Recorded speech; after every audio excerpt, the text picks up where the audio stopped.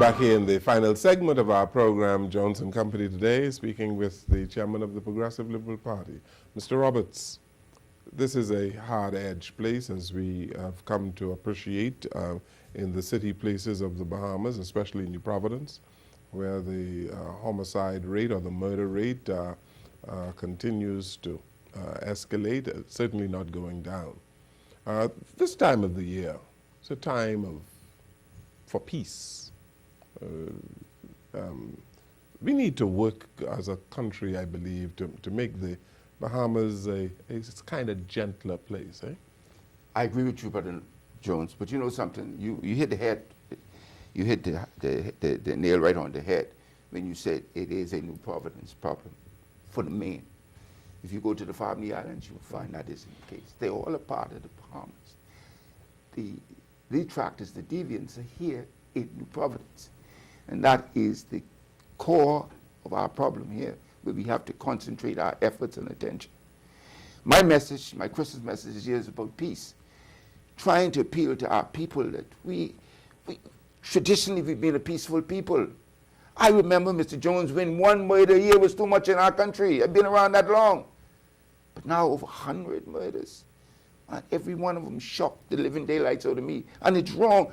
God put us here for a purpose, and that purpose is not to kill one another. I understood that from when I was a child. I couldn't possibly bring any damage to kill anybody in my life. Mr. Jones, I couldn't do it. I couldn't. Just not in me. And what has gotten into these youngsters to allow themselves to take a gun and to blow somebody's brains out in such a callous, and oftentimes for nonsense. My sources tell me that when they're apprehended, they scream like stuck pigs. I didn't know this, I didn't know that, and so forth. We got a dilemma on our hands, Mr. Jones. Talking about Christmas messages, in a Christmas message from me to our people in the Bahamas from Jones Communications, we talk about Christmas being a way of life and not an event. Mm-hmm. And I'm concerned about the lifestyle of Bahamians and what drives us. Well, we are driven by materialism. Yes, we are. And greed, aren't we? Yes, we are. And this is the heart of the problem of crime. And for many of our people, Brother Jones, they don't know what Christmas is all about. And I think that what captures Christmas is in a poem entitled One Solitary Life, if I can just read it to you for a moment. Mm-hmm. Mm-hmm. It says, he was born in an obscure village, the child of a peasant woman. He grew up in another obscure village where he worked in a carpenter shop until he was 30, when public opinion turned against him. He never wrote a book. He never held an office.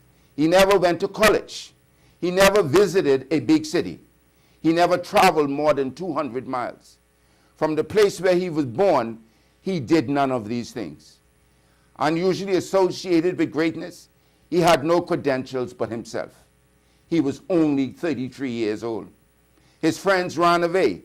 One of them denied him, and he was turned over to his enemies and went through the mockery of a trial. He was nailed to a cross between two thieves. While dying, his executioners gambled for his clothes, the only property he had on earth.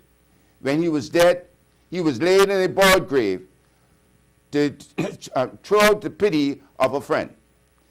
19 centuries have come and gone, and today Jesus is the central figure of the human race and the leader of mankind's progress.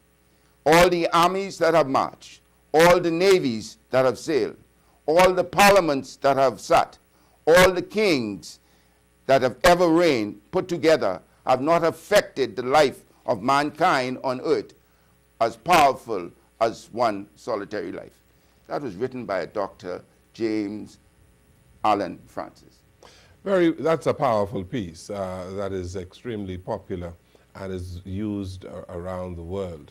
But Mr. Roberts, as you read that, and it should resonate in the minds and the hearts of a whole lot of people, but you wonder the extent to which things like this and the proclamation of the word is taking root in the hearts and minds of Bahamians, given the amount of social decadence that we see? It's obviously we've been challenged in the socialization of our people, where we have children having children and children growing up themselves. My mother had plenty of us, but my mother stayed at home and she looked after all of us. She taught us the principles of life. We went to school, we went to Sunday school and so forth. We were taught what was right and what was wrong.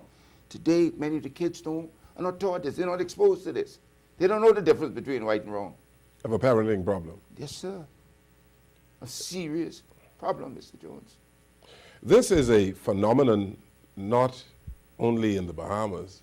This phenomenon is throughout the region, this region. I know a whole lot of Bahamians will say, well, you know, we're not concerned about the region, we are concerned about what is happening in the Bahamas.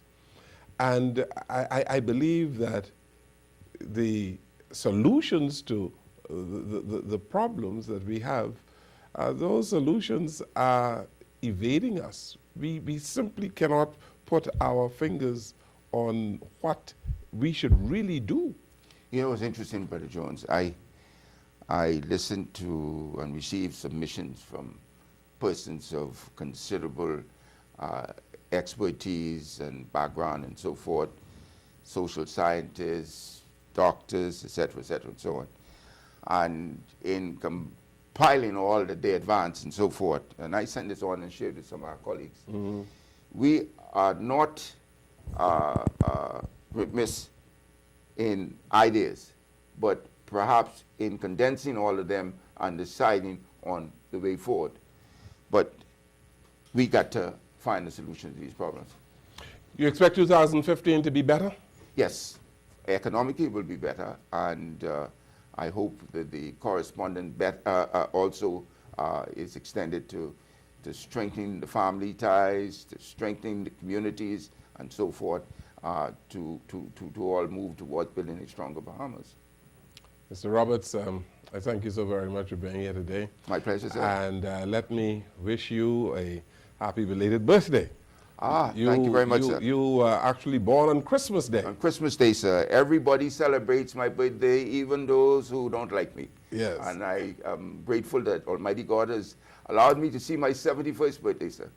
Well, thank you so very much. Congratulations. You're looking good for 71. Thank you very much, Thank sir. you. Appreciate your being here. Thank you. Right. Thank you for watching our program today, and we have encapsulated a little bit of what took place in 2014, and it's left to me to wish all of you a happy new year, a healthy and prosperous new year. Thank you for watching and listening. Good evening, everyone.